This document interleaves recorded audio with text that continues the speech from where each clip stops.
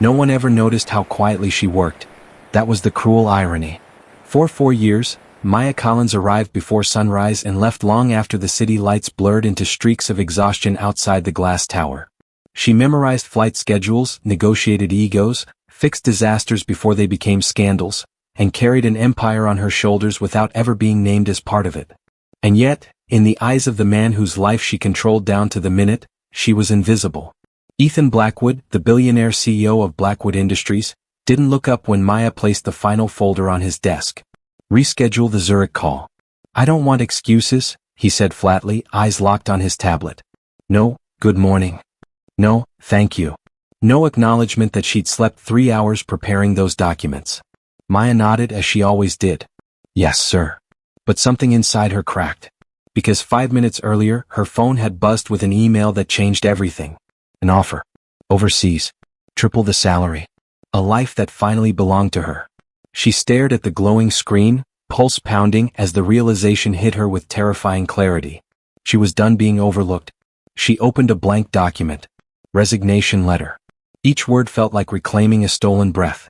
When she finally stood outside Ethan's office, the letter trembling slightly in her hand, she expected fear.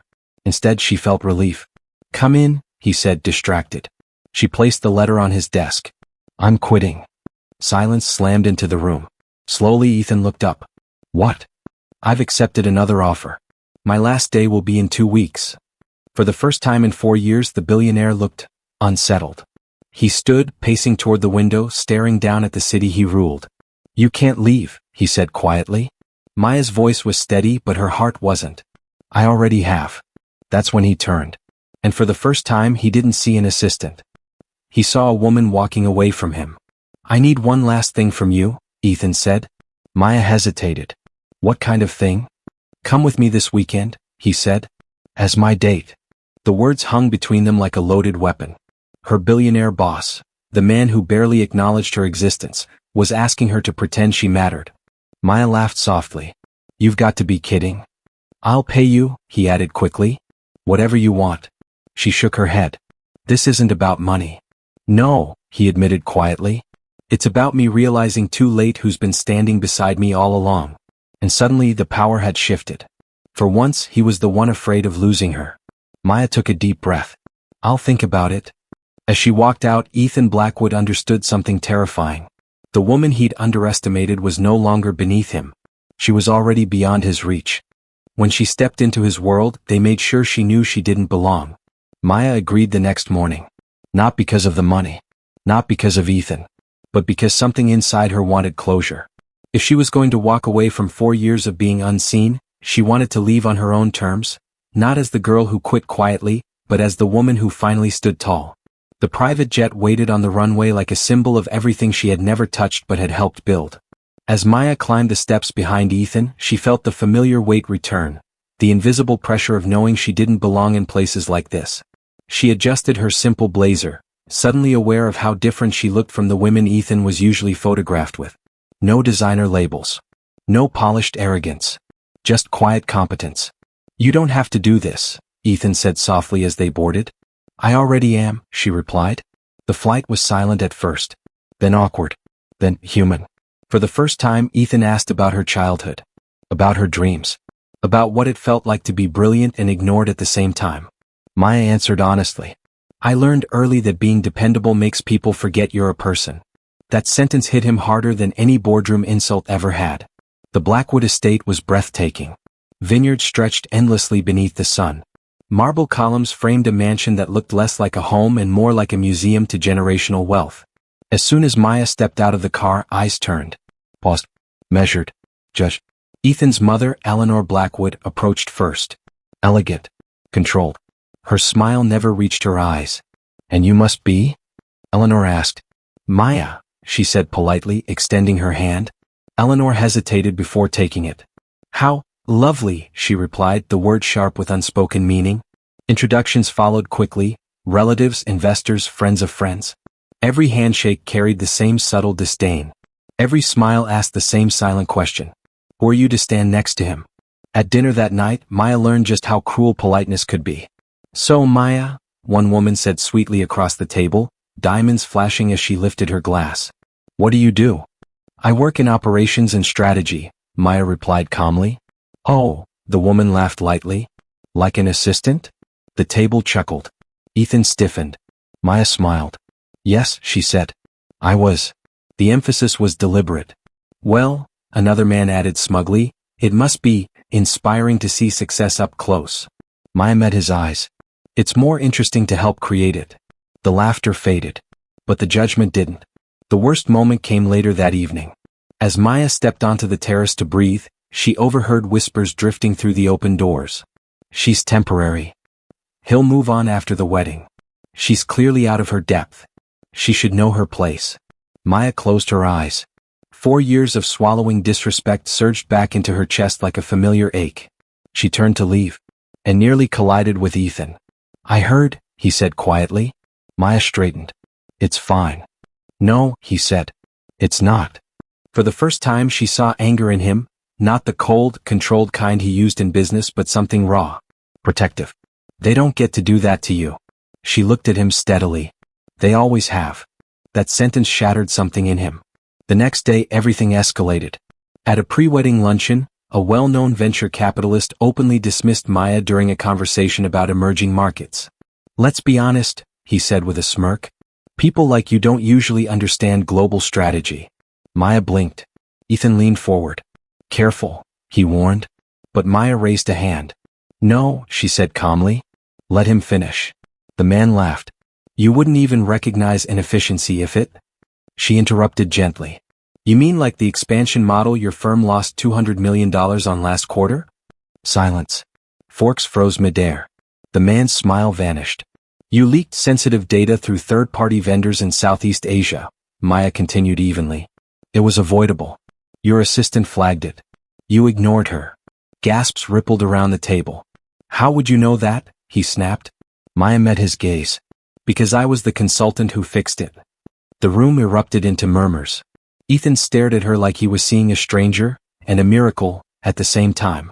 That night, whispers turned into curiosity. The girl they dismissed wasn't small. She was powerful. And she hadn't even started yet. Later, alone beneath the vineyard lights, Ethan finally spoke.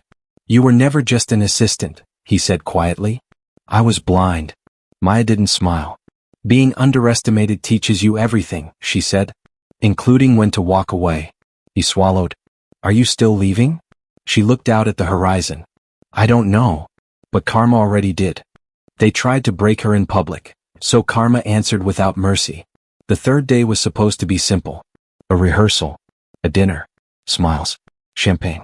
Polite lies wrapped in luxury. But karma rarely waits for permission. By noon, the vineyard buzzed with tension. Word had spread about Maya's confrontation at the luncheon. Some guests looked at her differently now, curious, cautious.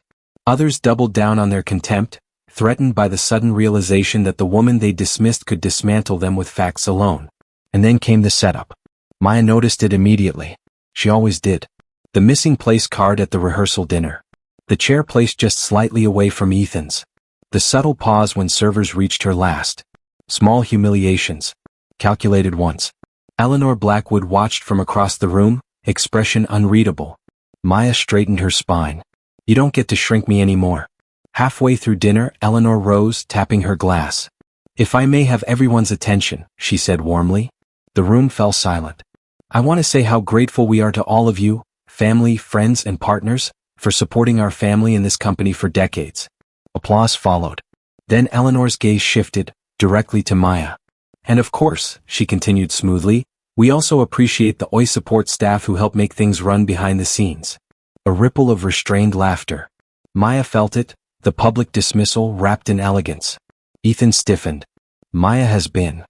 Eleanor raised a hand. Of course, dear. But let's be honest. Some roles are meant to remain temporary. The words sliced cleanly. The room waited for Maya to crumble. She didn't. She stood. I agree, Maya said calmly. Gasps echoed. Eleanor blinked. Maya continued, her voice steady. Some roles are temporary. Especially when you outgrow them. Silence. Absolute. Then Maya turned, not to Eleanor but to Ethan. I need to say something. Now. Ethan nodded. The room leaned in. I wasn't going to do this here, Maya said, but I believe in honesty. She took a breath. 4 years ago, I accepted a job because I needed stability. I gave everything I had. I stayed invisible because I was told that was professionalism. Her eyes scanned the table. But invisibility doesn't mean insignificance. Murmurs spread. I was offered a position overseas. I resigned. And in doing so, I finally understood something. She met Eleanor's gaze. Respect should never be conditional. The air felt electric. Ethan stood beside her. She's not staff, he said firmly. She's the reason half this company functions. Eleanor's composure cracked. Then karma struck harder. A man near the end of the table stood suddenly. Wait, he said, pale. You said you were the consultant who fixed the Southeast Asia breach? Maya nodded. That breach exposed my firm, he said shakily. You saved us from litigation. Others joined in. You consulted for us too. She rebuilt our logistics model. She advised our acquisition. Realization hit like a tidal wave. This wasn't a nobody.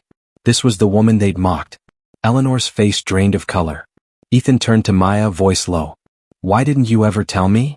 She smiled sadly. You never asked. That night the tone shifted. The whispers changed. Now they were apologies. Offers. Regret. But Maya felt something different. Clarity. Later, alone by the vineyard, she handed Ethan an envelope. What's this? He asked. My final resignation, she said softly. Effective immediately. His chest tightened. You don't have to. I do, she interrupted. For me. Tears shimmered in his eyes. I should have fought sooner. She touched his hand gently. Sometimes karma needs space. She walked away under the stars, whole and unbroken. When the billionaire fell to his knees, she had already learned to fly. The morning of the wedding arrived wrapped in golden sunlight and unbearable silence.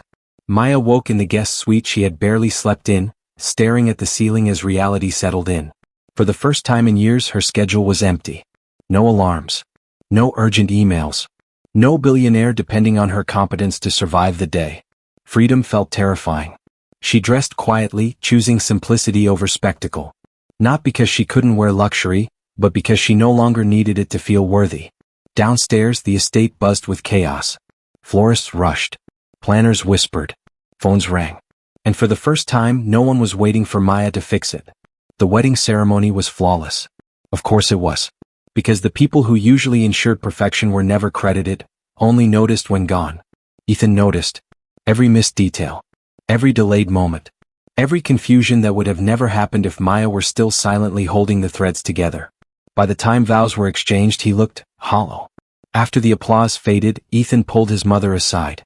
You humiliated her, he said quietly. Eleanor bristled. I protected our image. No, Ethan replied. You destroyed it. She scoffed. She knew her place.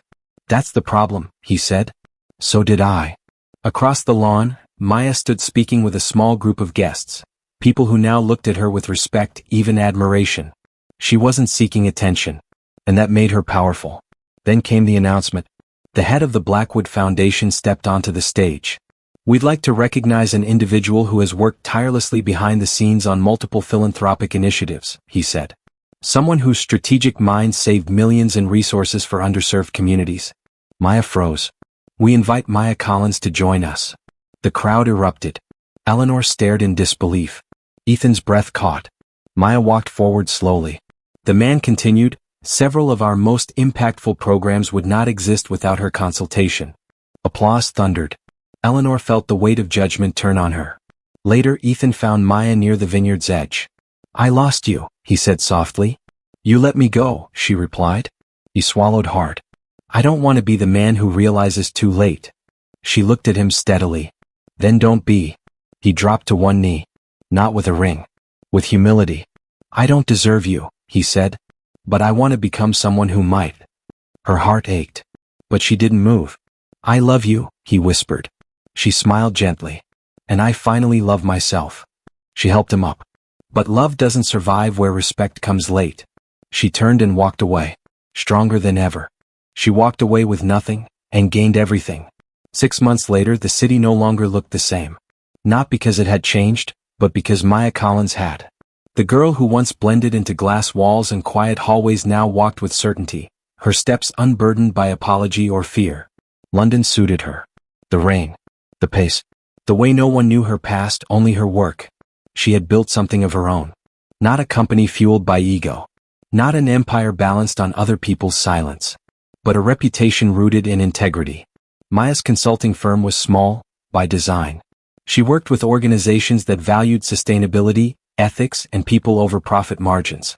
Her name began appearing in industry journals. Then invitations followed. Panels, interviews, global forums. And every success tasted sweeter because she owned it. Back in the States, karma moved swiftly. Blackwood Industries faced public scrutiny, not for scandal but for culture. Quiet exits. High turnover. Anonymous testimonies of being overlooked, minimized, unheard. Ethan read every single one. He didn't deny them. He didn't hide. He changed. He restructured leadership. Implemented transparency. Promoted people who had lived in the shadows. Apologized publicly, not with speeches but with action. And when asked about Maya Collins, he never claimed credit. "She taught me what leadership actually costs," he said once. "And what it's worth." Their paths crossed again one evening in London. No announcements. No expectations. No power imbalance. Just two people finally equal. "I didn't come to ask you to come back," Ethan said quietly over coffee. She smiled. "I wouldn't. I came to thank you," he said, "for walking away." She met his gaze. "Sometimes leaving is the lesson." He nodded. They didn't promise forever. They didn't rewrite the past. They honored it. And when Maya walked home that night, the city lights reflecting in her eyes, she felt something she'd never known before. Not validation. Not revenge. Because the greatest karma wasn't watching them regret underestimating her. It was knowing she never underestimated herself again.